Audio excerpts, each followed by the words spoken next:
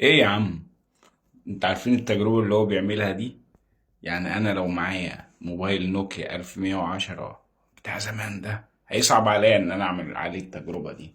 هو بيختبر قوة تحمل الاس 25 الترا وايفون 17 برو ماكس للمية والرطوبة لما يتحطوا في مية ويتجمدوا لمدة 24 ساعة. تعالوا بقى نشوف النتيجة بعد ما تجمدوا لمدة 24 ساعة. تفتكروا هيطلعوا شغالين ولا هيبوظوا؟ او مين فيهم اللي هيبوظ ومين اللي هيكمل؟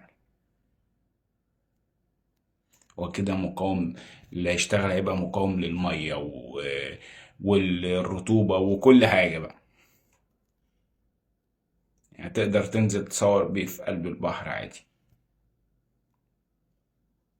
اس 25 الترا شغال، والايفون 17 شغال، وشغالين زي الفل لا، الاس 25 الترا معلق في ايده كده، بس ما اظنش ان هو يعلق.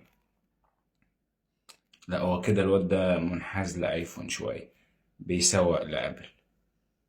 بس الاس 25 الترا انا كان معايا ال 24 وكان مقاوم للمايه بدرجة محترمة، بس ما جربتوش الصراحة تجربة زي دي، غسلته الكلام ده.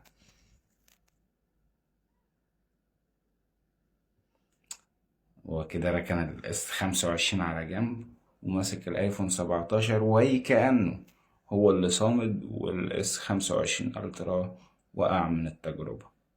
بس ما اظنش ان الكلام ده حقيقي 100%.